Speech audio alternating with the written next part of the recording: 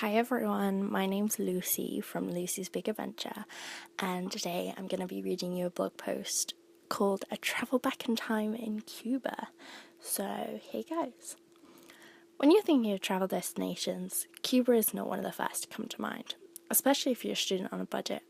We all dream of sunning ourselves on a beach in the Caribbean, surrounded by crystal clear waters, with all you can drink cocktails in hand.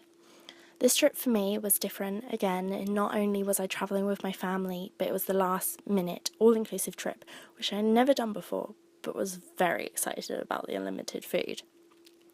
All-inclusive holidays are perfect if you just want to get away for a week or two without having to worry about anything. You can just sit back, relax, and let the food and drink keep coming. Plus, you can pick up some awesome last-minute deals. Just keep checking holiday websites as they are updated all the time. We managed to snag ours on the Virgin Holiday Sale, a week all-inclusive in Varadero, Cuba, with flights, visas, hotel transfers in a 4-star hotel for £750 per person. Flights alone to Cuba usually cost in the region of $500 to $600, so this was a bargain. Now, the first thing that shocked me was that before we disembarked our plane, the cabin crew sprayed insecticide throughout. Now, this is due to the prominence of mosquitoes currently in Central and South America, plus the diseases like Zika virus, which you might have heard about on the news, that come with, and as the plane was about to turn around and fly back to London, they did not want any of those nasties being brought back home. I hate mosquitoes with a passion. I somehow get bitten so many times a year in rainy Britain. Don't even ask me why. My blood just must be exceptionally sweet. So, of course, as a mosquito veteran, I came prepared with deep mosquito bands and citronella spray. Did that deter the little buggers? Nope. 30-odd bug bites later after the first couple of days, and I was ready to go home. But I persevered. Right. Airports. The immigration part has kind of a prism vibe going on, in that it's a wall of doors and cubicles that you can only enter one at a time, then be buzzed out the other side. You will need to purchase an entry and exit visa before arriving in Cuba, which can be done easily in the UK. Another note is that the departure fee of 25 CUCs is no longer in force. More spending money for us. Apart from that, security is pretty relaxed, a little too relaxed if I say. Yet there was a moment of joy when waiting for the luggage as the sniffer dog stepped up to his duties, boldly jumping onto the luggage belt in a motion to sniff those pesky bags. A memory I would treasure forever. Arriving at a hotel, Blau Varadero, greeted with complimentary wine, we were excited to see the beach and explore our home for the week. If you're travelling to Cuba, it is worth to note there are two different currencies used, one for the residents and the other for tourists. The Cuban convertible peso. It can only be purchased in the country, either at the airport, your hotels, or local banks, which you will need a passport for, and of which can be slightly intimidating, but apparently is the Cuban way. Anyway, the evening was spent watching the sunset while sipping daiquiris on the beach. We wanted to get our money's worth on the alcohol, which is much stronger than back home, and proven when a disappointed sister answered the hotel door to a giggling mother and daughter.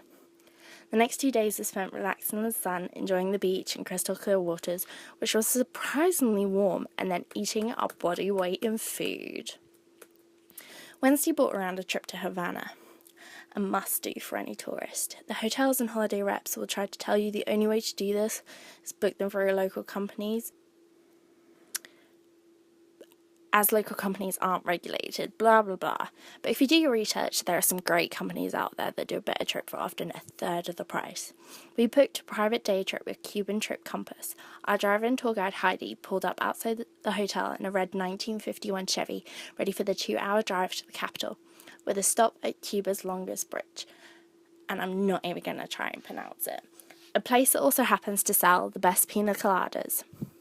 Heidi is from a local village in Varadero, so was full of knowledge that she enthusiastically shared with us, making us excited for the day ahead. We started off in Old Havana, exploring the cobbled winding streets and squares, the oldest perfumery, artillery museums, learning about the rich, diverse and troubled history this country has. The streets were alive with the hustle and bustle of tourists and locals going about their lives. Market stalls popped up every now and again.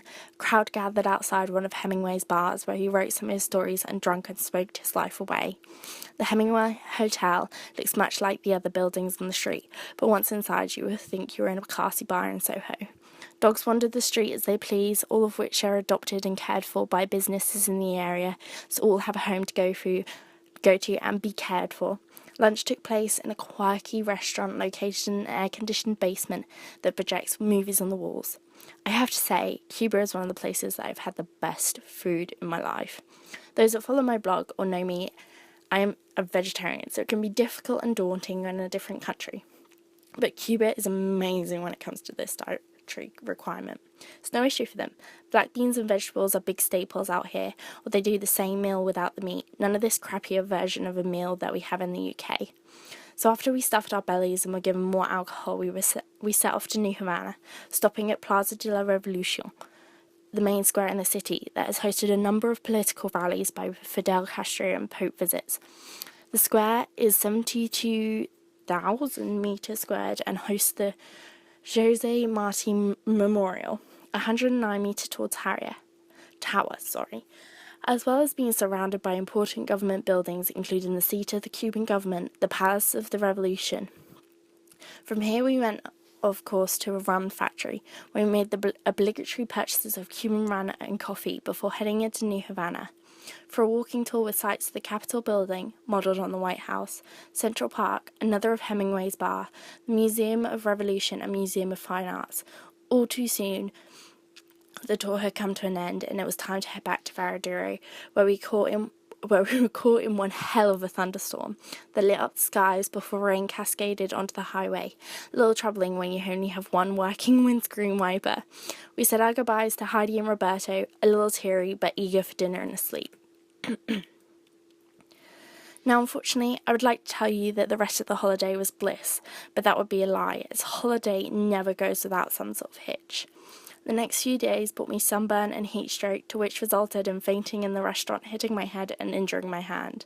I tell you, waking up in a stranger's arms, more strange faces over you while family eats their dinner is slightly unnerving. And to make things more embarrassing, I proceeded to throw up, luckily into a carrier bag. The staff were incredibly kind, especially Vincent, who, too, I will always be your queen. Little explanation, they were a fan of me while I was sat in a chair. This was then followed by a bout of diarrhea and then food poisoning for my mum, who ended up in a Cuban hospital. Another unexpected experience. Tip: always make sure you have extra cash as a contingency fund, as the hospital only accepted payment in cash, which luckily we just had enough of. So, all I can say really is this trip was an experience, to say the least. But that's the whole point of travelling. Experience. To experience a different way of life and learn new things, not all of them good, but they all make us who we are. And to be honest, do I regret it? No. Would I go back? Possibly. But there's so much more of the world I want to see first. Would I do a last-minute all-inclusive deal again? Definitely. It was money well spent and there were some awesome deals out there. Would I recommend Cuba as a country to visit? Of course. One person's opinion of the place should not stop you from exploring it. It just so happened that I didn't have as good a time as I hoped, but that doesn't mean you wouldn't. Cuba is a beautiful country, full of culture, history, architecture and wildlife, with lots to do and amazingly lovely people to meet. Plus, it's one of the only places that seems to be stuck in time, physically, but their ideals are very modern, with free healthcare and tuition for everyone. Go see Cuba for yourself and see what you find. Thank you so much for reading my blog post, or listening I should say. I would love to hear your feedback from you guys, plus any travel tips and tricks or recommendations you might have, which I hope to put together as a resource for others. As always, any questions, feel free to say hi and keep checking back on updates. Happy travels, Lucy.